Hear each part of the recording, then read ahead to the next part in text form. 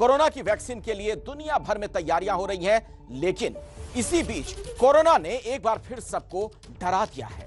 यह नया डर कोरोना के नए रूप की वजह से पैदा हुआ। कोरोना वायरस का नया स्ट्रेन आ गया है। इसका मतलब यह हुआ कि डॉक्टरों को, वैज्ञानिकों को एक बार फिर इसके नए रूप से लड़ना होगा। सवाल यह है, क्या साल 2021 भी कोरोना के खौफ में गुजरेगा? इसी पर बातचीत करने के लिए कई खास मेहमान मेरे साथ जुड़ने वाले हैं। एबीपी न्यूज पर एक इंटरनेशनल कॉन्फ्रेंस बुलाई गई है। 6 देशों के डॉक्टर हमारे साथ जुड़ चुके हैं। उनसे हम बातचीत करेंगे कि साल 2021 में कोरोना क्या करने वाला है। मेरे साथ जो तमाम मेहमान हैं उनसे मैं आपका परिचय करवा दूं। अमेरिका के न्यूयॉर्क से डॉक्टर धीरज कौल मेरे साथ जुड़ चुके हैं, उनसे भी हमारी बातचीत होगी। इसके अलावा हमारे साथ नीदरलैंड से डॉक्टर अजय महालका जुड़ चुके हैं, उनसे भी बातचीत होगी। आपको हम लिए चलेंगे डॉक्टर संजय राय के पास भी, नई दिल्ली से हमारे साथ मौजूद हैं, जो एम्स दिल्ली में भारत बायोटेक की वैक्सीन के प्रिंसिपल इन्वेस्टिगेटर हैं। लंदन से हमारे साथ डॉक्टर विक्रम तलावलीकर हैं, इनसे भी हमारी बातचीत होगी। शंघाई भी हम आपको लिए चलेंगे डॉक्टर संजीव चौबे के पास, और नई दिल्ली से ही डॉक्टर संदीप नायर भी हमारे साथ हैं, जो कि सीनियर डॉक्टर हैं BLK centre for chest and respiratory disease के। तो तमाम मेहमानों के पास मैं चलूं, लेकिन डॉक्टर संजय मैं आपके पास सबसे पहले आना चाहूंगा और जरा हमारे दर्शकों को यह बताइए, ये नया स्ट्रेन है क्या, ये क्या बला है आखिर?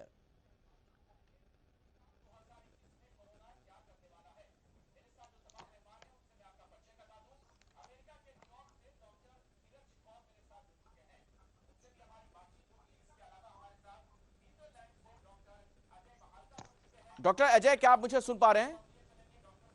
हाँ, बोलिए। जी नमस्कार। जी, नमस्ते नमस्ते सर। मेरा आपसे सवाल यही था, ये जो कोरोना को लेकर लोगों के मन में एक बार फिर से भय का वातावरण है, हालांकि अभी है, लेकिन दोबारा से डर इस बात को लेकर है कि आखिर ये जो नए स्ट्रेन की बात हो रही है, आखिर है क्या? ये थोड़ा बताइए दर्शकों को आसान भाषा में। बहुत आसान सी भाषा ये मैं बताना चाहूँगा। जो वायरसेस होते हैं, जब भी शरीर में आते हैं, इम्यून सिस्टम उसको बहुत जल्दी से जल्दी क्लियर आउट कर जाता है। अगर वो क्लियर आउट नहीं हो पाते हैं, जिस तरह से ये केसेस अभी कोरोना के केस में हुआ है, जैसे कि देखिए, ये जो नया कोई भी स्ट्रेन है पर्सन जो इम्यून यूके से सप्रेस्ड है, रिपोर्ट हुआ।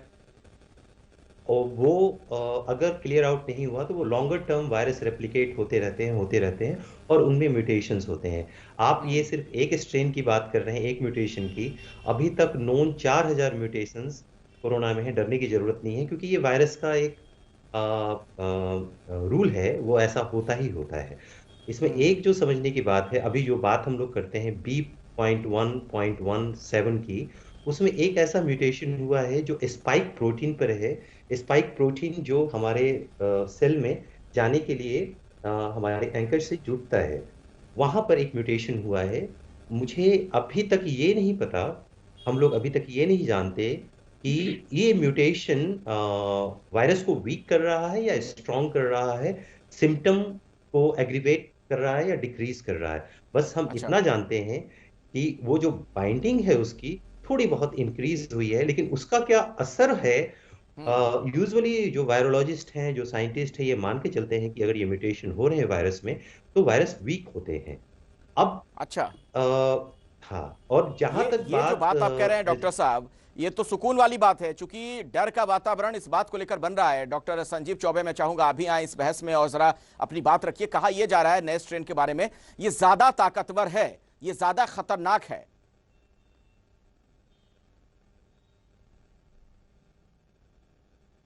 देखिए, म्यूटेशन एक नॉर्मल प्रोसीजर है और ऐसा नहीं है कि इस कोरोना वायरस का म्यूटेशन नहीं हुआ, पहले भी हुआ है। म्यूटेशन का मतलब होता है अल्टरेशन, यानी वेरिएंट, इसके अलग अलग फॉर्म को देखना। और दूसरी बात यह है कि आरएनए और डीएनए वायरस दोनों में हो सकता है। अब ये भी बात सही है कि यह वायरस जो है वो हो सकता है कि संक्रमित ज्यादा तेज रूप से फैल रहा हो, लेकिन वो न्यूट्रल, मतलब हमारे बॉडी में कोई ज्यादा इफेक्ट नहीं डाल रहा हो। और हो सकता है कि थोड़ा सा वो एक अलग वेरिएंट, मतलब अगर है तो थोड़ा सा हो सकता है कि फर्टिलिटी रेट, मतलब कि ज्यादा भी सिक कर सकता है और कम भी सिक कर सकता है, दोनों बातें हैं इसमें। तो तीसरी बात यह है कि ये जो है कोई कभी कभी कोई इफेक्ट नहीं होता है। हम सिर्फ एक होता है कि वेरिएंट पाया गया, लोग इसको लेके डर जाते हैं और उसका इफेक्ट हमें देखने को नहीं मिलता है, वो नॉर्मली रहता है। मतलब एक जैसे आप समझ लीजिए कि म्यूटेशन एक समझिए जुड़वा भाई हुआ, और जैसे स्टीव वॉग और एक मार्क वॉग, दोनों के देखने में दोनों भी अलग अलग है, लेकिन दोनों जुड़वा ही है। बायोलॉजिकल फादर उनके एक हैं और दोनों ट्विंस हैं, लेकिन दोनों का नेचर कैरेक्टर अलग है। लेकिन इसका मतलब ये नहीं है कि वो हार्मफुल है और या फिर वो ज़्यादा क्या बोलते हैं कि डेडली है। ये अभी कहना बहुत ही मुश्किल है, और चूंकि ये वायरस नया है और इतने सारे केसेस पास्ट में हम देखते हुए, पीछे के जो इंसिडेंट देखते हुए इतनी फेटालिटी रेट और इतनी मोर्टेलिटी रेट पूरे ऑल ओवर वर्ल्ड में हुई है, तो जी अभी एट द मोमेंट इसको कंक्लूड करना थोड़ा सा मुश्किल है। हमें टेस्ट के प्रोसीजर वही सेम रखने हैं, हमें सीटी वैल्यू देखने हैं, हमें आरटीपीसीआर करना है, सोशल डिस्टेंसिंग, बाकी जो जितने नहीं नहीं प्रिकॉशन मेजर और वो टेस्ट सब तो है, लेकिन के जो डॉक्टर साहब प्रक्रिया दरअसल है ये वो सब सवाल कुछ देखिए हमें मैं क्यों सेम पूछ ही रहा रखना है। हूँ, मैं अपने और दर्शकों को जरा अमेरिका ले जाना चाहूंगा। हमारे साथ अमेरिका के न्यूयॉर्क से डॉक्टर धीरज कॉल भी जुड़े हुए हैं। डॉक्टर धीरज, कहा यह जा रहा है यूके में जो हमने देखा कि वहां पर बहुत तेजी के साथ इसका संक्रमण फैला है, तो क्या ये माना जाए कि ये जो एक नया रूप हम देख रहे हैं इस वायरस का, कोरोना वायरस का, क्या ये ज्यादा घातक है, बहुत तेजी के साथ जो संक्रमण है, जो इन्फेक्शन है, वो लोगों तक पहुंच सकता है? नमस्कार, thank you for having me on the show. देखिए, इसको जानने के लिए 5 पॉइंट्स मैं बहुत समराइज करके बताऊंगा। पहली बात, जैसे डॉक्टर साहब ने पहले बताया, जब भी वायरस मल्टीप्लाई करते हैं उसमें कुछ चेंजेस आते हैं। अभी तक हमने हजारों चेंजेस इस कोविड वायरस में देख लिए हैं, क्योंकि मैं साइंटिफिक रिसर्च बहुत क्लोजली फॉलो करता हूँ और मार्च से अपडेट करता रहा हूँ। तो ये नॉर्मल प्रक्रिया है। जब हमने इनिशियल वायरस देखा था तो बेसिकली एक स्ट्रेन आया था, एल स्ट्रेन 2019 दिसंबर में, जो अब लुप्त हो चुका है, कहीं नहीं मिलेगा आपको। उसके बाद दूसरा स्ट्रेन आया, एस स्ट्रेन, वो भी अब लुप्त हो चुका है तकरीबन। उसके बाद जनवरी के अंदर वी स्ट्रेन आया, वो भी अब लुप्त होने की कगार पे है। और GH GR आया उसके बाद फरवरी मार्च में, जो वर्ल्ड के 75% पॉपुलेशन में देखा जा रहा है। अब क्या हुआ है, सितंबर से यूके के अंदर एक नया स्ट्रेन देखा गया जिसका नाम था VUI 2020 12-01। उस स्ट्रेन सितंबर के तकरीबन वो 5 या 4% था। नवंबर के अंदर सडनली देखने में ये आया कि वो 25% था, और दिसंबर के अंदर वो 60% हो गया पूरे लंदन में। तो इन्फेक्शियसनेस उसकी 70% के करीब हम ज्यादा मान रहे हैं। लेकिन एक और फैक्टर है, क्योंकि हॉलीडेज थी, क्या ये इन्फेक्शियसनेस इसलिए बढ़ी क्योंकि लोगों ने सोशल डिस्टेंसिंग के नॉर्म को वायलेट किया, जैसे इंडिया में भी हमने देखा फेस्टिवल सीजन के दौरान हुआ, और यही हमारी चिंता है।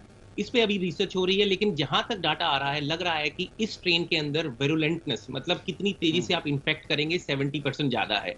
अच्छी बात यह है कि इस वायरस की वजह से क्या लोग ज्यादा मर रहे हैं या आईसीयू में जा रहे हैं, अभी तक नहीं लग रहा। लेकिन क्योंकि साइंस डाटा मांगती है, वर्ल्ड ट्रेड अमेरिका का सबसे बड़ा इंस्टीट्यूशन है आर्मी का, वायरोलॉजी का, जैसे वुहान में चाइना का था, जहां से लोग एक्सपेक्ट करते हैं कि वायरस लीक हुआ। लेकिन अमेरिका में जो वर्ल्ड ट्रेड है, वहां पे ये माइस पे ट्राई, चूहों पे ट्राई किया जा रहा है, और इसमें ये देखने में आया है कि ना तो चूहे ज्यादा मर रहे हैं, हाँ, लेकिन चूहों के लंग्स के अंदर, क्योंकि ये जो जेनेटिक चेंज आया है इस वायरस के अंदर, वो तकरीबन 2 दर्जन चेंजेस आए हैं, जिसमें से कि 9 चेंजेस स्पाइक प्रोटीन पे आए हैं, जिसकी स्पाइक प्रोटीन वो एरिया है वायरस का जो कि आपके टाइप 2 न्यूमोसाइट जो लंग्स के सेल हैं उस पर अटैच करके आपका वायरस बॉडी के अंदर घुसता है। तो वो जो चीज है अटैचमेंट का मैकेनिज्म, उसके अंदर चेंजेस हैं, इसलिए ज्यादा इन्फेक्ट भी कर रहा है, ऐसा हमें माइस में लग रहा है। और छोटे माइस जो बच्चे हैं उसमें भी इसकी मात्रा ज्यादा देखी जा रही है। लेकिन इससे क्या बीमारी ज्यादा खतरनाक हो रही है, ज्यादा लोग मर रहे हैं, इसका डाटा अभी तक क्लियर नहीं है और लग नहीं रहा कि ऐसा है। लेकिन डेफिनेटली इसके अंदर बहुत चेंजेस हैं। और दूसरी बात, इसी का एक और स्ट्रेन जो फर्दर एक्सटेंशन म्यूटेशंस है, जो कि साउथ अफ्रीका में देखा जा रहा है, 501.V2, उसके अंदर कहीं ना कहीं ये देखने में आ रहा है, अभी जो बहुत इनिशियल डाटा है, वहां के प्रोफेसर डॉक्टर सलीम अब्दुल जो वहां के हेल्थ मिनिस्टर को रन करते हैं, उनका भी डाटा भी आया है। और अगर आप साउथ अफ्रीका की रिसर्च देखिए तो ऐसा कहीं ना कहीं लग रहा है कि इस वायरस के साथ ज्यादा बीमारी होने के चांसेस हैं, जो कि यूके के वायरस में हमें नहीं दिख रहे। लेकिन ये डाटा प्रिलिमिनरी है। जी जी, यूके के वायरस का चूंकि मैंने बोलना चाहूंगा। हाँ हाँ बोलिए, क्योंकि क्या आप मुझे सुन पा रहे हैं? जी जी बोलिए। वायरस का चूंकि मैंने भी बोलिए। एक लास्ट पॉइंट बोलना पाऊंगा, क्योंकि देखिए चेंजेस हर जगह होते हैं, लेकिन तकरीबन 9 चेंजेस स्पाइक प्रोटीन पे हुए हैं। इस वजह से हमारे जो साइंटिफिक कम्युनिटी के लोग हैं, जो रिसर्चर्स हैं, हमें डर है कि हमने जो ताला और चाबी का मैकेनिज्म यूज किया था, दर्शकों के लिए सिंप्लीफाई करके बता रहा हूं कि अगर हमारी चाबी वैक्सीन है, तो जो ताला का ग्रूव है जिसके अंदर वो चाबी घुसेगी, उस ग्रूव के अंदर थोड़े से अभी चेंजेस आने शुरू हुए हैं। क्या इस वजह से चाबी नहीं चलेगी वैक्सीन? एब्सोल्युटली नहीं। सारे रिसर्चर, तकरीबन मैं खुद 2 दर्जन रिसर्चर से बात कर चुका हूं, हमें अभी तक कॉन्फिडेंस है कि एस्ट्राजेनेका, मॉडर्ना और फाइजर, तीनों की वैक्सीन जो स्पाइक प्रोटीन को यूज करती है वो चलेगी, लेकिन अगर ये वायरस और मल्टीप्लाई हुआ, मास गैदरिंग लोगों ने की और लाखों लोग और बीमार हुए, तो चांस कि वो स्पाइक प्रोटीन चेंज हो जाए और वैक्सीन ही ना काम करे, उसका रिस्क बढ़ता है। बहुत इंपॉर्टेंट बात आप कह रहे हैं सर, बहुत अहम बात आप कह रहे हैं। मैं इस पर आगे बात करूं, लेकिन उससे पहले चूंकि यूके वाले स्ट्रेन की बात हो रही थी, तो मैं दर्शकों को जरा लंदन लिए चलता हूं। डॉक्टर विक्रम हमारे साथ जुड़ गए हैं। डॉक्टर विक्रम, वहां पर लोग क्या बता रहे हैं, आप लोग की क्या फाइंडिंग है? आपकी वहां पर कई लोगों से, रिसर्चर से भी बातचीत हुई होगी। वहां पर जो बहुत तेजी के साथ बीमारी का फैलाव हुआ, उसके पीछे वजह सिर्फ ये स्ट्रेन, इसका नया कैरेक्टर, या फिर सोशल गैदरिंग है? क्योंकि कहा यह जा रहा है कि पिछले दिनों में छुट्टियों में काफी छुट्टियों वाले दिन थे, लोग काफी मिले जुले भी।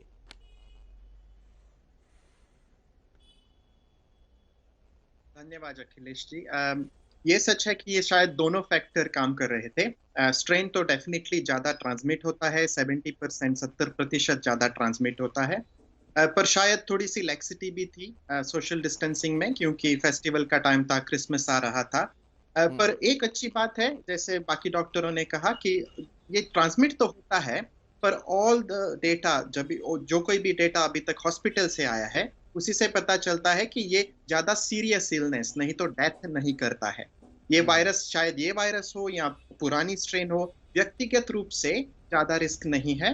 सिर्फ प्रॉब्लम ये है कि क्योंकि ये ज्यादा नंबर्स बढ़ाता है, जो कोई हेल्थ सिस्टम है, हॉस्पिटल्स हैं, पब्लिक बॉडीज हैं, उनको तैयार रहना पड़ेगा, क्योंकि ज्यादा से ज्यादा लोग, ये इलनेस आ सकता है उनको, और अगर वो बीमार हो जाएं तो वो हॉस्पिटल में आ सकते हैं, और थोड़ा सा बर्डन हो सकता है, प्रेशर हो सकता है। इसीलिए प्रिकॉशन से ये लॉकडाउन भी किया गया, पर ऐसा नहीं लगता कि ये कोई ज्यादा खतरनाक है और सीरियस है। ये अच्छी बात है, सिर्फ प्रिकॉशंस बहुत इंपॉर्टेंट है। ये थोड़ी राहत की बात है, ये सुकून वाली बात आप बता रहे हैं। नई दिल्ली से डॉक्टर संजय राय भी मेरे साथ जुड़े हुए हैं, जो कि दिल्ली एम्स में भारत बायोटेक की वैक्सीन के प्रिंसिपल इन्वेस्टिगेटर हैं। डॉक्टर राय, आपसे मैं ये समझना चाहूंगा, ये अब जो ये नई चीज सामने आ गई, नए स्ट्रेन की जो बात हो रही है, वैक्सीन जो अब तक तैयार की गई हैं अलग अलग देशों में, क्या ये उसके लिए भी कारगर होंगी, या फिर कुछ आने वाले दिनों में दिक्कत हो सकती है? कहीं हमें यह भी जानकारी मिल जाए कि इस वैक्सीन का ज्यादा फायदा नहीं होने वाला है, क्योंकि लगातार नए नए रूप हम देख रहे हैं कोरोना वायरस के। उसके पहले मैं ये बता दूं कि अभी जो बीच में हमारे साथ जो पैनल में लोग बैठे हुए हैं, मैं डिस्कनेक्टेड हो गया था, तो इसलिए मैं नहीं सुन पाया, तो हो सकता है कुछ रिपीटिशन हो, मुझे नहीं पता।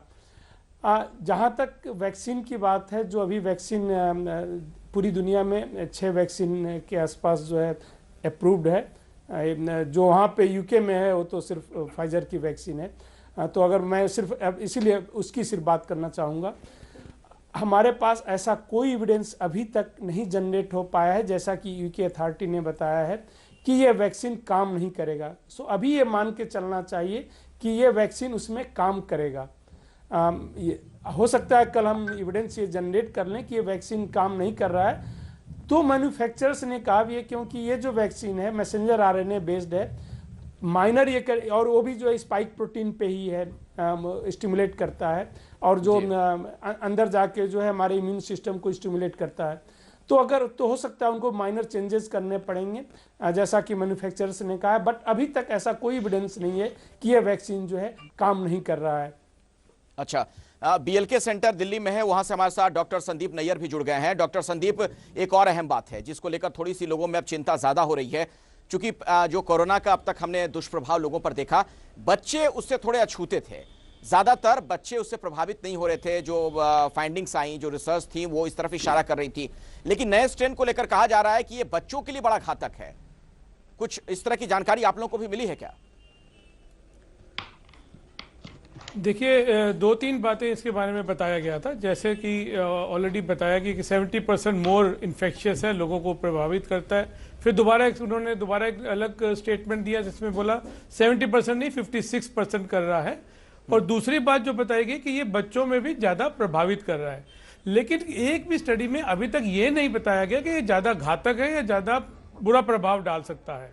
सो अभी हमको देखना है। फॉर्चुनेटली अभी तक बच्चे बचे हुए थे इस बीमारी से, कोविड से, एज कम्पेयर टू एल्डर्स, लेकिन अब ये बच्चों को ज़्यादा प्रभावित करने की बात कह रहे हैं, लेकिन ज़्यादा सीरियस बीमारी या ज़्यादा कोई ऐसा इन्फेक्शन करने की अभी तक बात नहीं आई है। न्यू स्ट्रेन है, माइनर म्यूटेशन है, और अभी तक तो यही लग रहा है कि सारी वैक्सीन भी इस पर काम करेगी, ट्रीटमेंट भी मोर और लेस सेम रहेगी, सिर्फ एक वो जल्दी फैलता है। और मैं आशा करता हूं कि हम सब इसको काबू पा लेंगे। और ये बात बहुत ज़रूरी डॉक्टर साहब ने बताया कि जितना हम कम सोशल गैदरिंग करेंगे, जितना हम दूर रहेंगे, सोशल डिस्टेंसिंग करेंगे, उतने ही लेस चांस है, उतना ही कम चांस है कि ये वायरस म्यूटेट करे, क्योंकि जल्दी रिप्रोड्यूस और जल्दी ये रेप्लिकेट नहीं करेगा। तो हमको ट्रांसमिशन तो रोकना ही रोकना है, चाहे जितनी भी वैक्सीन, जितनी भी ट्रीटमेंट आ जाए, ट्रांसमिशन रोकने के लिए हमको भरपूर काम करना चाहिए। नहीं, वो तो बिल्कुल आप सही कह रहे हैं सर कि फिलहाल बचाव तो यही है कि कम से कम लोगों के संपर्क में आए। लेकिन ये जो नए स्ट्रेन को लेकर तमाम तरह की जानकारियां सामने आ रही हैं, उसमें कुछ भ्रामक जानकारी भी है। मैं एक बार फिर से नीदरलैंड चलता हूं। डॉक्टर अजय महालका हमारे साथ हैं, जो कि आर्टिफिशियल सेल्स पर काम करने वाले साइंटिस्ट हैं। डॉक्टर अजय, जरा ये बताइए आप मुझे, ये बच्चों को लेकर जो बात कही जा रही है कि अब जो नया हम देख रहे हैं, ये जो म्यूटेशन है, ये बच्चों के लिए बहुत ज्यादा घातक है, उनके लिए चिंता वाली बात है क्या, पेरेंट्स के लिए या तमाम लोगों के लिए? अब मैं दो चीज़ों पर जोर डालना चाहूँगा। जो भी डेटा आप चिल्ड्रंस के लिए लेना चाहते हैं, जैसे यूएस से हमारे डॉक्टर साहब ने बोला कि म्यूरिन पर माइस पर ये स्टडी हुई है और उसमें छोटे माइस पर ये देखा गया है कि attachment, but the rate of the attachment is not so, इतने ज़्यादा नहीं है कि हम बहुत वरी करें उसके लिए। और दूसरी चीज़ है, हम बायोकेमिस्ट्री में बोलते हैं कि की एंड लॉक। तो इम्यूनिटी, जब जो भी वैक्सीन बन रही है, वो उस ताले की एक चाबी नहीं है, उसकी बहुत सारी चाबियां हैं। इस तरह से ये माने कि हम जो भी अपने इम्यून सिस्टम को तैयार कर रहे हैं वैक्सीन के थ्रू स्पाइक प्रोटीन के लिए, वो उसमें बहुत सारी एपिटोप्स हैं, उसके बहुत सारे आयाम हैं अटैचमेंट के, तो वो हमारे लिए बहुत फायदेमंद है। दूसरी चीज, नीदरलैंड से हूँ, मैं आपको बताता हूँ, अभी भी हमारे अभी तो क्रिसमस का समय है, इसके लिए स्कूल बंद कर दिया गया, नहीं तो बच्चों के लिए जो 20 साल के स्कूल्स चल रहे थे, हाई स्कूल्स चल रहे थे, वो अभी तक ओपन थे। बस ये यूके से इतनी बड़ी वहाँ के पीएम ने कह दिया कि 70% इन्फेक्टिविटी है। सिविरिटी के बारे में हम लोग नहीं जानते, और सच बताऊं तो कोई डेटा अवेलेबल नहीं है चिल्ड्रंस के लिए। अच्छा, डॉक्टर संजीव चौबे, क्या चीन में इस तरीके की कुछ जानकारी आप लोगों को मिली है? कोई ऐसा डेटा वहां पर आप लोग एक्सेस कर पा रहे हैं? कुछ सूचना आप लोग को मिल पा रही है क्या?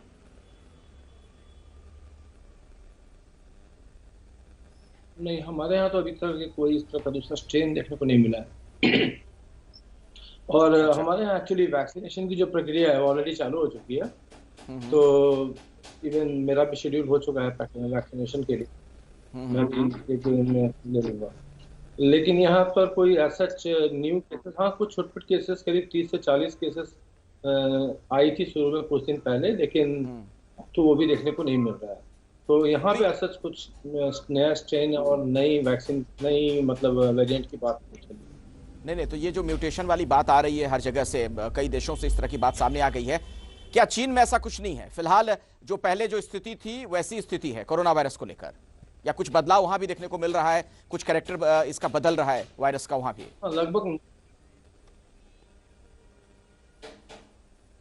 नहीं, ऐसा कुछ नहीं यहाँ पे भी देखने को मिला है। जो अगर कुछ केसेस आए भी होंगे तो वो बाहर से, चूंकि स्मॉल पॉकेट्स में आ रहे हैं, पॉकेट से अलग अलग कंट्री से लोग आ रहे हैं, हो सकता है कि सितंबर अक्टूबर के महीने में कुछ अगर नया स्ट्रेन आए, बट उनको प्रॉपर आइसोलेशन, क्योंकि अभी रिसेंटली एक ये न्यूज आई है कि बीजिंग में जो क्वारंटाइन टाइम है वो पहले 14 डेज का था और अभी 14+7 21 डेज का टाइम जो है क्वारंटाइन में इंक्रीज किया गया है।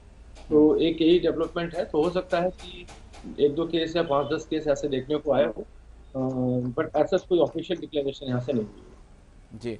ऐसे में जरा हम अमेरिका का भी रुख कर लेते हैं। न्यूयॉर्क से हमारे साथ डॉक्टर धीरज कौल लगातार जुड़े हुए हैं। डॉक्टर धीरज, वहां पर जो लोगों को वैक्सीन दी जा रही है, क्या कुछ बताया जा रहा है कि जो म्यूटेशन की प्रक्रिया हम लगातार देख रहे हैं, या फिर नए स्ट्रेन की जो बात हो रही है, क्या उसके लिए भी ये वैक्सीनेशन कारगर है, या फिर उसके लिए अलग से फिर वैक्सीन वगैरह की आवश्यकता पड़ेगी?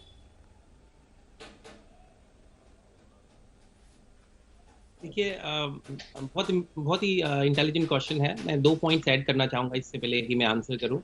पहली बात ये जानना ज़रूरी है कि जो बच्चे हैं, वो जो पहला कोरोना का स्ट्रेन था, हमने यहाँ पे देखा कि कई बच्चों के अंदर एक बड़ी मात्रा में 12 से 18 साल के एज ग्रुप के अंदर वो वायरस कैरी करके बड़े स्प्रेडर्स बन रहे थे, सुपर स्प्रेडर्स इनिशियली, लेकिन उनके अंदर सिम्टम्स नहीं आ रहे थे। और बच्चों के अंदर दो और चैलेंजेस हैं, जैसे आप जानते हैं कि बच्चों को हाइजीन सिखाना और उन्हें कंट्रोल करना रिस्ट्रिक्टेड एनवायरनमेंट में बहुत मुश्किल होता है, because they are very high energy.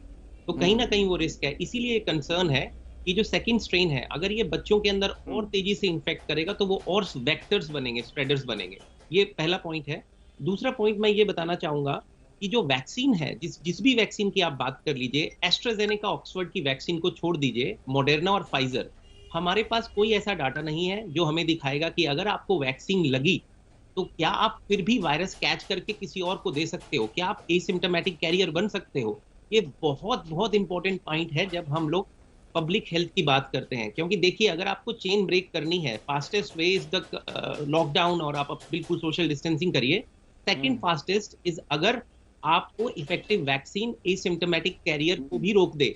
तो एस्ट्राजेनेका का जो डाटा है, उन्होंने नेजल स्वाब्स किए थे वीकली फॉर मंथ्स, वो अभी तक पब्लिश नहीं हुआ है। We are keeping a very close eye on that. और अगर ऐसा हुआ तो भारत के लिए बहुत ही अच्छी बात होगी, क्योंकि सीरम उसके लिए वैक्सीन मास प्रोड्यूस कर रहा है और भारत के लिए मुझे लगता है सबसे पहले वही मिलेगी।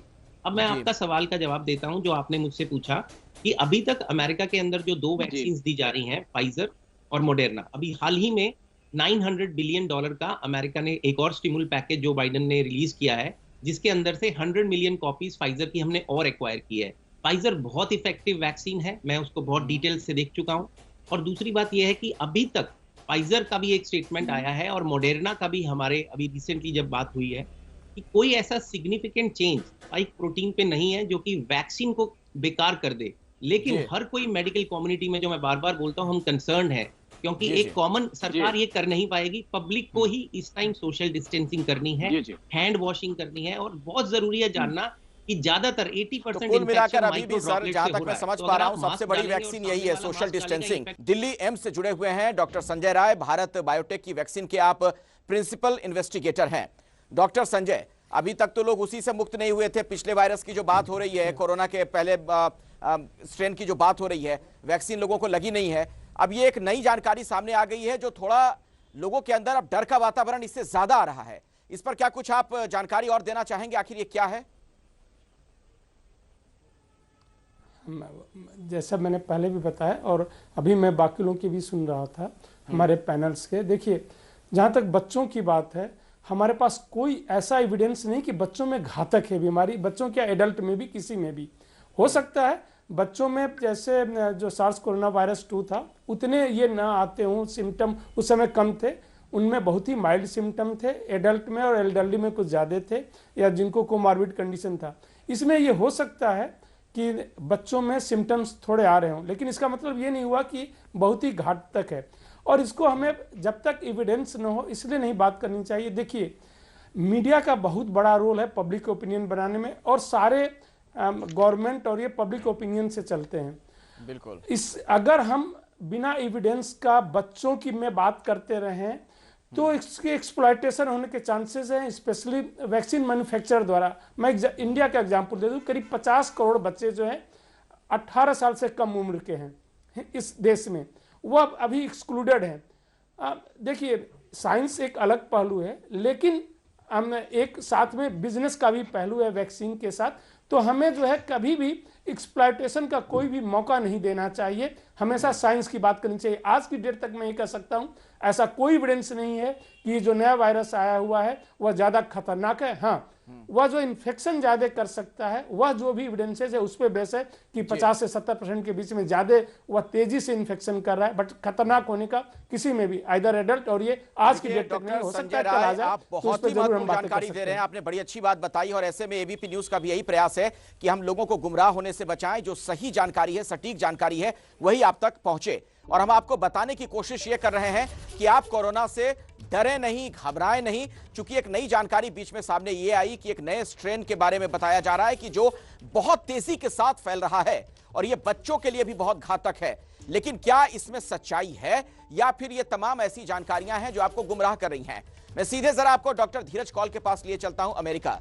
डॉक्टर धीरज कौल, आप न्यूयॉर्क में इस वक्त मौजूद हैं, और जरा मुझे ये आप बताइए कि ये जो नए स्ट्रेन की बात बार बार हो रही है, क्या ये आप लोगों की उम्मीद के मुताबिक ही है जो आप लोग रिसर्च कर रहे थे, या जो नई जानकारियां मिल रही थी, या कुछ ऐसा है जिसकी आप लोगों को बिल्कुल कोई संभावना ही नहीं थी? अनएक्सपेक्टेड?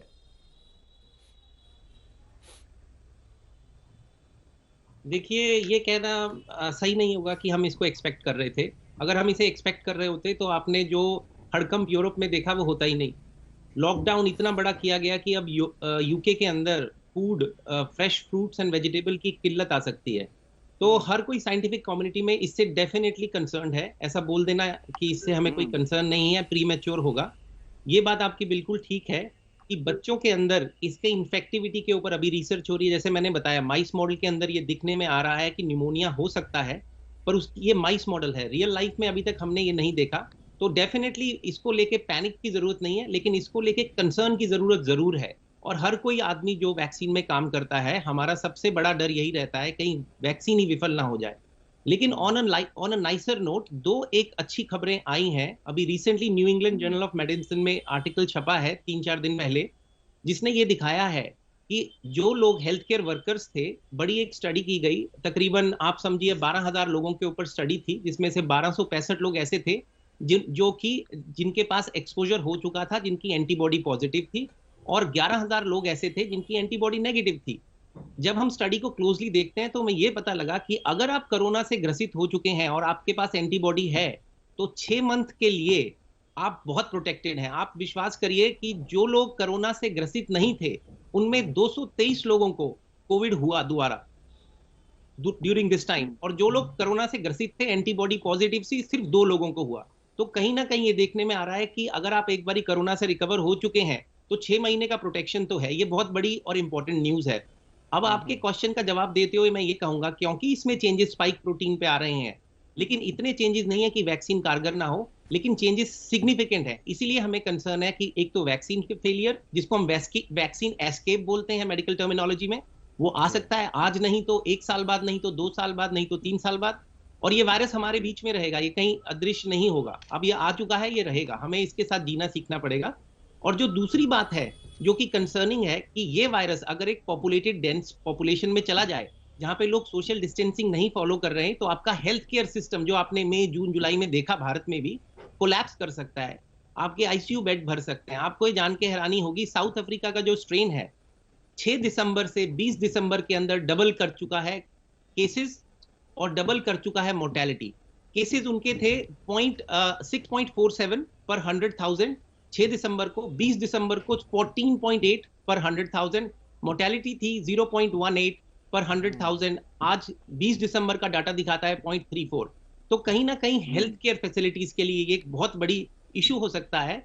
और इसीलिए we are running against the time कि हमारे जो सीनियर लोग हैं, जो कोमॉर्बिड कंडीशन के लोग हैं, हम उन्हें प्रोटेक्ट करें, उन्हें वैक्सीन दें, ताकि ये वायरस उन तक जल्दी ना पहुंच जाए, क्योंकि वो सबसे ज्यादा खतरनाक है। और अगर उनकी बॉडी के अंदर वायरसेस जब रेप्लिकेट होते हैं इम्यून सिस्टम में, तो वहां पे म्यूटेशंस का भी चांस ज्यादा होता है। नहीं, ऐसे में देखिए, सवाल अपने देश के संदर्भ में मैं एक सवाल पूछना चाहूंगा डॉक्टर जी, सर मैं आऊंगा आपके पास। डॉक्टर संदीप नैयर का जरा रुख कर लेते हैं। हमारे साथ बीएलके सेंटर से दिल्ली से मौजूद हैं डॉक्टर संदीप।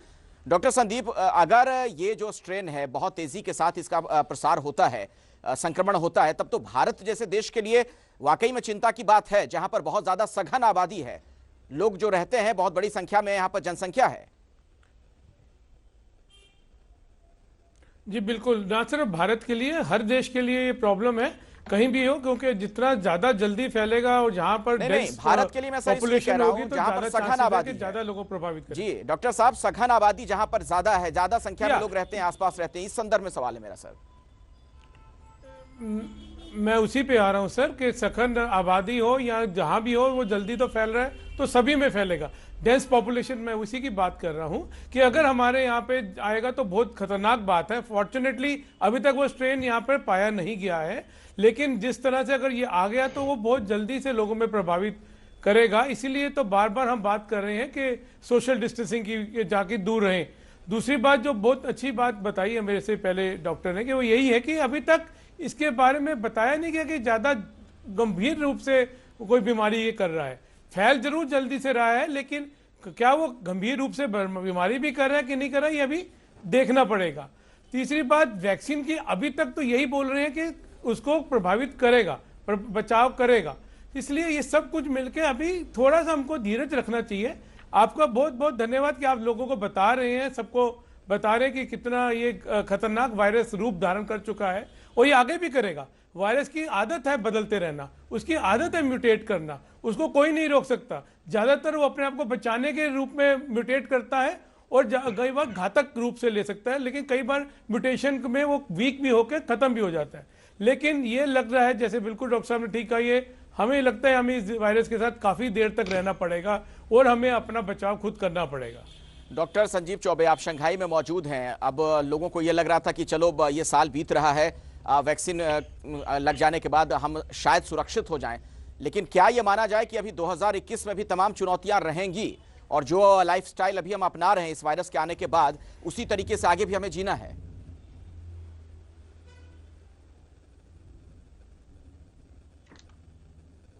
देखिए, ये वैक्सीन, ये जो वायरस है जिसका स्प्रेड हुआ है अभी तो पूरे ऑल ओवर वर्ल्ड में है, और इसके लिए सबसे बेस्ट तरीका यही है कि जो प्रिकॉशन मैं बार बार यही बोल रहा हूँ कि ये सारी बातें स्पेकुलेशन की हैं। अभी तक डॉक्टर कॉल ये बोल रहे थे L strain, X strain, Y strain, whatever, वो सारी चीजें अब डिमिनिश हो रही है। हमें उससे मतलब नहीं है वो स्ट्रेन कितनी फेटल हुई, क्या जो डिमिनिश हुई उससे पहले वो कितना फेटल हुई थी वो हमें नहीं पता।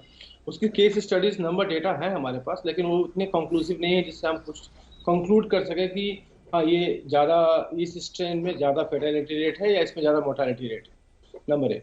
नंबर 2 कि अभी तक इसको कंप्लीट जाते जाते इसको कम से कम 7 से 8 महीने पे तब तक हम लोग कंट्रोल कर पाएंगे। और जो वैक्सीन भी हैं उनकी भी एफिकेसी 8 महीने से ज़्यादा की नहीं है। वो एक भी वैक्सीन लगना जो है वो मैक्सिमम 8 मंथ तक की है, जो अभी तक की हमारे पास डेटा और जो रिपोर्ट है। अब तीसरी बात यह है कि हमें अपने जो प्रिकॉशंस हैं उन्हें हमें अपने आप को बचाव करके रखना पड़ेगा। एक कॉमन मैन के टर्म में हम एज डॉक्टर मैं यही मैसेज दे रहा हूँ कि हमें घबराने की जरूरत नहीं किसी भी स्ट्रेन से। सबसे पहले अगर कोई वैक्सीन कोई भी वायरस से अफेक्टेड होता है तो वो कॉकेशियंस होते हैं, जो अमेरिका के लोग हैं, ब्रिटेन के लोग हैं, ऑस्ट्रेलिया के लोग हैं, न्यूजीलैंड के लोग हैं, उनको ज़्यादा जल्दी अफेक्टेड होते हैं। सबसे कम जो होते हैं वो एशियंस में देखा गया है। उसके बीच में अदर जो है रेसेस हैं जो देखे गए हैं उनका लेवल नीचे नीचे धीरे धीरे है, लेकिन सबसे ज़्यादा जो है वो कॉकेशियंस हैं और सबसे नीचे में एशियंस हैं। तो हमें एज सच, चूँकि हमें महामारी झेलने की आदत भी है और ऑलरेडी हम पिछले 8-9 महीने से काफ़ी वर्कआउट कर चुके हैं इस पे, कि हमें इस पे ज़्यादा अभी टेंशन लेने की जरूरत नहीं। रही बात वैक्सीन की, जो वैक्सीन हमारे पास है वो ब्रॉड स्पेक्ट्रम बनती है। आप खुद देखिए कि H1N1 जो होती है, जो इन्फ्लुएंजा वायरस होती है, उसका हर साल स्ट्रेन चेंज होता है। इसका मतलब ये नहीं है कि आप फ्लू शॉट जो है उस पर काम नहीं करती है, करती है। तो वही वैक्सीन तो काम करेगी ही करेगी, इसलिए हमें घबराने की कोई जरूरत नहीं है। बट ये है कि बस लोगों में जो है एक डर और एक दहशत ना फैले, क्योंकि ये पहली बार इतना ज्यादा पैंडेमिक सिचुएशन लोगों ने देखा है इतने सालों के बाद। तो नेचुरल सी बात है कि लोगों में एक डर बना हुआ है, तो उसको हमें हटाना है। जी आप बिल्कुल सही कह रहे हैं। और देखिए, आप तमाम लोगों से मैं चाहूंगा इस पर हाँ ना में अगर आप जवाब दे पाएं, उसके बाद मैं अगले सवाल पर जाऊंगा, आप लोगों से बातचीत करूंगा। एक जो बड़ी बात निकलकर सामने आई थी कि क्या ये जो नया स्ट्रेन है बच्चों को ज्यादा परेशान करेगा, क्या उनके लिए ज्यादा घातक है, इस पर अलग अलग देशों में क्या फाइंडिंग है। सबसे पहले अमेरिका के न्यूयॉर्क चलते हैं। डॉक्टर धीरज कौल, आप बताएंगे, छोटे में बताइएगा ताकि बाकी लोगों से भी मैं इसी सवाल पर टिप्पणी ले सकूं। क्या बच्चों के लिए ये नया स्ट्रेन ज्यादा घातक है, हाँ या ना?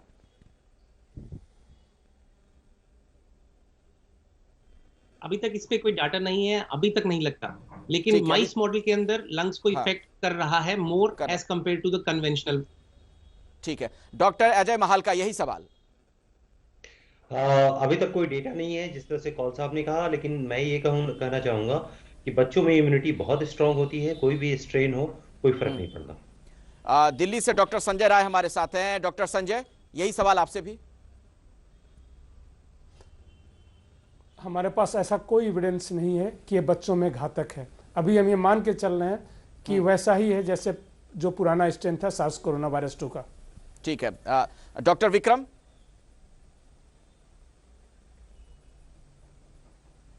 जी नहीं, ऐसा कोई भी एविडेंस नहीं है कि बच्चों में ये ज्यादा खतरनाक है। अभी तक तो पिछली स्ट्रेन की तरह ही लग रहा है। पिछली, ठीक है। डॉक्टर संजीव।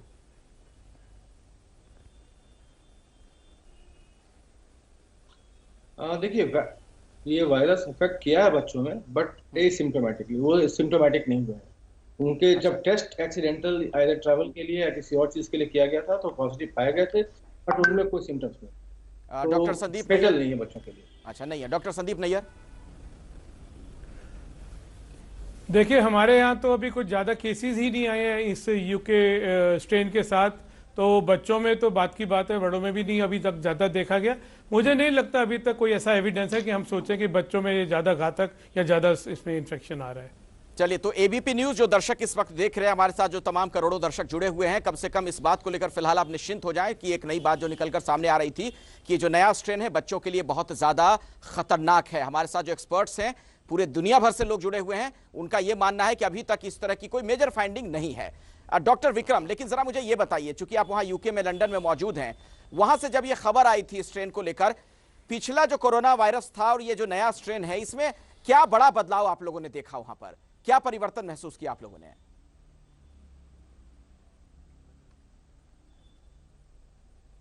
बदलाव तो ये है कि ये जरूर ज्यादा फैलता है। तो पिछली बार जब लॉकडाउन किया था, मार्च अप्रैल में लॉकडाउन हुआ, फिर उसके बाद थोड़ा करके रेस्ट्रिक्शंस कम किए गए।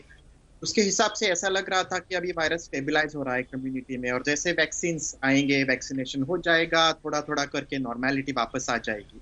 पर जब ये वायरस डिटेक्ट किया गया, यूके में सबसे ज्यादा जीनोमिक टेस्टिंग होती है, विश्व से आधे से ज्यादा जीनोमिक टेस्टिंग यहाँ होती है, तो जो लाजमी था कि यहाँ पे कुछ न कुछ म्यूटेशंस पिक होंगे, और म्यूटेशंस हो भी रहे थे पिक, पर इतना कोई सिग्निफिकेंट म्यूटेशन नहीं लग रहा था। और एक ये पर्टिकुलर देखा गया कि स्पाइक प्रोटीन की चेंजेस की वजह से फैल रहा है, 70% ज्यादा इन्फेक्शंस कर रहा है। तब थोड़े अलार्म बेल्स बजने शुरू हुए, क्योंकि अगर ज्यादा लोग हॉस्पिटल्स में आएंगे तो प्रेशर होगा हेल्थ सिस्टम पे, किनको ट्रीटमेंट मिलेगा, किनको नहीं मिलेगा, इस पे थोड़ा सा डिफिकल्टी आ सकता है। इसीलिए जब पैनिक हुआ तो पैनिक इस वजह से हुआ कि कितने लोग बीमार हो जाएंगे एक बात, और हेल्थ सिस्टम पे कितना प्रेशर आएगा। ये नहीं था कि एक इंडिविजुअल व्यक्ति के लिए ये ज्यादा खतरनाक है। तो इसीलिए अभी लॉकडाउन इसलिए किया गया है कि ताकि ज्यादा स्ट्रेन न पड़े, इनफ टाइम मिले तो क्या मैं ये कह सकता हूं, डॉक्टर अजय महालका, कि फिलहाल तमाम वैक्सीन के आने की खबर तो है, कई जगहों पर लोगों को उपलब्ध भी है वैक्सीन कई देशों में, लेकिन फिलहाल सोशल डिस्टेंसिंग ही एकमात्र विकल्प है, एक वैक्सीन है? देखिए, जो WHO ने 7 प्रोटोकॉल्स दिए हैं, उनको तो हमें फॉलो करना ही करना है। मैं दो चीजें पुट करना चाहता हूं, यहाँ बताना चाहता हूं। एक डेटा है यूरोप से, हमारे जो माइग्रेंट इंडियंस NRIs थे, दे आर ऑलमोस्ट लाइक 70 और 80s in the age group. उनमें ये देखी गई कि जो सिविरिटी प्रीवियस स्ट्रेन में भी, जो स्पेन से स्ट्रेन आया था, उसमें भी ये आशा की गई थी कि ये सुपर स्प्रेडर है। वो स्ट्रेन जब इंडियन NRI जो ओल्ड थे उनमें जब देखा गया, same community, same age group, same medical conditions, उनमें जो मोर्टेलिटी रेट थी वो ऑलमोस्ट 1000 टाइम लेस है। इसके 3 रीजन है। हमारे यहाँ BCG की वैक्सीन बहुत पहले से लगती हैं। दूसरी है, हमारे एक डॉक्टर साहब पैनलिस्ट ने कहा कि ये कुछ तरह से, मैं ये नहीं बोलना चाहूंगा, रीजन एंड पर्सन स्पेसिफिक्स भी हैं। तीसरी बात, जो यूरोप में जो कंडीशंस हैं, there are more immune suppressed people, old peoples हैं। इंडिया बहुत यंग है अभी, ठीक है। तीसरी चीज कि क्या ये स्ट्रेन अगर इंडिया में आ भी गया तो क्या होगा, ये बहुत बड़ा क्वेश्चन। ये जो सवाल आप कह रहे हैं ना, ये बहुत ही महत्वपूर्ण है डॉक्टर साहब। मेरे साथ नई दिल्ली से डॉक्टर संजय राय भी लगातार जुड़े हुए हैं, जो एम्स में है, दिल्ली एम्स में, और भारत बायोटेक जो वैक्सीन है उसके प्रिंसिपल इन्वेस्टिगेटर हैं। डॉक्टर संजय, ये जो नया स्ट्रेन है इसको लेकर आप लोगों को क्या जानकारी मिल रही है, और खास तौर पर भारत के संदर्भ में, यहाँ के लोगों के संदर्भ में आप इसे कितना खतरनाक मानते हैं, या पहले वाली स्थिति ही रहेगी? देखिए, तभी से हम लोग इसी पे चर्चा कर रहे हैं कि जो यूके ने एविडेंस दिया है उसकी बेसिस पे ये कहा जा सकता है कि यह जो है ज़्यादा तेज़ी से फैलता है, ज़्यादा खतरनाक नहीं है। तो सेम यहाँ भी होगा अगर ये वायरस आ गया। अभी तक हमें ये नहीं पता है, क्योंकि जेनेटिक सीक्वेंसिंग जिस तेज़ी के साथ यूके करता है उस दर से हम नहीं करते। हिंदुस्तान में भी होता है, बट वो जो है कई टाइम्स ज़्यादा करते हैं। अगर आप देखिए तो करीब 1.5 लाख के आसपास, पूरी दुनिया में 2.5 लाख जेनेटिक सीक्वेंसिंग हुई, 1.5 लाख के आसपास यूके ने अकेले कर लिया, 1,40,000 के आसपास। हमने रेगुलर इंटरवल पे इंडिया करता रहता है, बट उस मात्रा में नहीं करता जिस मात्रा में करते हैं। अभी हमारे पास ऐसा एविडेंस नहीं है कि ये आ चुका है, लेकिन अगर हम ये मान लेते हैं आ भी अगर गया हो इंडिया में, तो क्योंकि जो कुछ बड़े शहर हैं, जैसे कि अभी चर्चा आप कर रहे थे कि जहाँ पे पॉपुलेशन डेंसिटी ज़्यादा है वहाँ पे शायद खतरनाक हो, जो भी हमारे पास एविडेंस होता है, शायद जो सीरो सर्विलेंस हम करते हैं, सबसे बेस्ट एविडेंस माना जाता है कि उस पॉपुलेशन में इन्फेक्शन की दर कितनी है, कितने लोगों को हुआ। जैसे मैं धारावी की बात करूं, काफ़ी डेंसली पॉपुलेटेड है, एशिया का सबसे बड़ा जो है हमारा स्लम है। जब वहाँ पे हमने सीरो सर्विलेंस किया था तो जुलाई के समय 55% लोग पॉजिटिव आ गए थे, और जो शायद कंट्रोल हुआ था वो नेचुरल इन्फेक्शन से हुआ था। अभी मैं ये मान के चल रहा हूँ कि वैक्सीन काम कर रहा है, इस पे जो भी वैक्सीन हम दे रहे हैं काम कर रहा है, तो नेचुरल इन्फेक्शन भी उस पर काम करेगा। और जिनको नेचुरल इन्फेक्शन एक बार हो चुका है, अभी जैसे NMJI का जो पब्लिकेशन की बात हो रही थी कि उसमें 6 महीने तक वो प्रोटेक्ट कर रहा है, तो जिनको एक बार नेचुरल इन्फेक्शन हो चुका है अभी हाल फिलहाल में, उनको अगर बीच में एक्सपोजर हो रहा है, क्योंकि जिस स्टडी की बात हो रही थी उसमें पाया गया कि हेल्थ केयर प्रोवाइडर्स में कुछ ज़्यादा ही अच्छा उसका रिस्पांस था। वो इसलिए होता है हेल्थ केयर प्रोवाइडर में कि वो बार बार जो है उनको एक्सपोजर होता रहता है। तो जब एक्सपोजर होगा, आपको एक बार कोविड-19 हो चुका है, आपकी इम्यून कैपेसिटी जो है उसके अनुसार आपने उसको सेल्फ लिमिटिंग वायरस से ठीक किया हुआ है। जब दूसरी बार कुछ दिनों बाद आपको फिर वो एक्सपोजर होता है, तो बॉडी को जस्ट लाइक इम्यून सिस्टम को एक एज ए बूस्टर काम करता है, उसके अगेंस्ट तेजी से एंटीबॉडीज बनाते हैं। सेम प्रिंसिपल वैक्सीन में भी काम किया जाता है। और सर, अब चूंकि हम कार्यक्रम के आखिरी हिस्से में हैं, तो आप सभी लोगों से छोटे में मैं कमेंट चाहूंगा इस सवाल पर कि जो मौजूदा वैक्सीन है क्या इस नए स्ट्रेन के लिए भी उसी तरीके से कारगर है?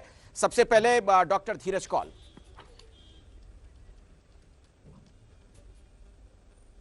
देखिए, मैं अपनी बात को फर्दर कहते हुए कहूंगा, अभी तक बिल्कुल ऐसा लग रहा है, लेकिन कंसर्न है जब तक हम सोशल गैदरिंग्स को रोकेंगे नहीं, मास स्प्रेड ऑफ वायरस को रोकेंगे नहीं, वो रिस्क जो है कि कारगर ना हो फ्यूचर में, उसको हम कंट्रोल नहीं कर पाएंगे और कोई गवर्नमेंट नहीं कर पाएगी। भारत सरकार बहुत अच्छा काम कर रही है, लेकिन पब्लिक के एफर्ट की जरूरत है। और एक पॉइंट और बोलना चाहूंगा, रिसेंटली FDA ने अप्रूव किए हैं 2 कॉकटेल्स, एक है इलाई लिली की, एक है रेजेनरॉन की, सिंथेटिक एंटीबॉडीज, और ये उनको दी जाती हैं जो माइल्ड टू मॉडरेट कोविड है और हॉस्पिटलाइज नहीं है, ऑक्सीजन पे नहीं है, 12 साल से ऊपर की उम्र के लोग हैं, 40 किलो से ज्यादा वेट है, उनके अंदर बहुत अच्छा रिजल्ट दिखा है। और इवन इन एंटीबॉडीज का जो भी प्रीलिम डाटा आ रहा है वो भी इसके खिलाफ काम कर रही है। तो न्यूज अच्छी है, लेकिन पब्लिक को कंसर्न रहना है और अपने आप को बचाना है, अपने लिए और दूसरे। डॉक्टर अजय महाल का इसी पर आपसे कमेंट चाहूंगा। मैं ये कहना चाहूंगा कि अगर मैंने जो बात रखी थी कि अगर ये स्ट्रेन इंडिया में भी आता है तो क्या होगा, 4 चीजें बताना चाहता हूँ। गवर्नमेंट, मोदी गवर्नमेंट लोकल स्तर पर जितने भी लोगों ने इतना काम किया है 7-8 महीनों में, मुझे लगता है कि यूरोप में भी इतना काम नहीं हो पाया। अच्छा। हमारी इतनी बड़ी पॉपुलेशन होते हुए, डाइवर्सिटी और सारी चीज़ों को देखते हुए, मैं अभी इंडिया में हूँ और मैंने अपने जहाँ मैं पैतृक घर है मेरा, वहाँ मैंने देखा है, सच बताऊं तो लोग इतने कंसर्न हैं, लोकल स्तर पर भी बहुत सारे लोग काम कर रहे हैं। मैं लातेहार झारखंड का रहने वाला हूँ, मैं देखता हूँ यहाँ हर आदमी इतना कंसर्न है कि ये है। तीसरी चीज, समय नहीं है सर, इसीलिए आपको भी तो बीच में रोकना पड़ेगा, क्योंकि मेरे साथ 4 और एक्सपर्ट हैं। बहुत इंपॉर्टेंट है, बहुत इंपॉर्टेंट है, बहुत इंपॉर्टेंट बात ये है। हाँ, बहुत इंपॉर्टेंट बात ये है, अगर स्ट्रेन आ भी गया तो मेरे ओपिनियन में इस 7 महीने के जो एक्सपीरियंस रहे हैं, there will be no effect. You can. ठीक है, डॉक्टर संजय राय। डॉक्टर संजय राय, नहीं, आपने वैक्सीन पे पूछा, नए स्ट्रेन पे आप अभी वैक्सीन डिस्कस कर रहे थे इसमें कि वैक्सीन का क्या इफेक्ट होगा। अगर मैं उसकी बात करूं, कोई एविडेंस हमारे पास नहीं है कि वैक्सीन इफेक्टिव नहीं होगा, न ही ये एविडेंस अभी तक है कि वैक्सीन बहुत ही स्ट्रेन पे भी इफेक्टिव रहेगा। तो हमें अभी इसके लिए समय नहीं है मेरे पास। आप तमाम मेहमानों का बहुत बहुत शुक्रिया हमारे साथ इस इंटरनेशनल कॉन्फ्रेंस में जुड़ने के लिए। और जो लबो-लुबाब है तमाम एक्सपर्ट्स को आपने सुना एबीपी न्यूज पर, आप डरे नहीं, घबराए नहीं। पहले जो स्थिति थी कोरोना वायरस को लेकर, अभी भी फिलहाल नए स्ट्रेन के आने के बाद भी वही स्थिति रहेगी। हाँ, लेकिन सोशल डिस्टेंसिंग का जरूर ख्याल रखिए, जो कोविड-19 के तमाम प्रोटोकॉल है उसका पालन जरूर कीजिए।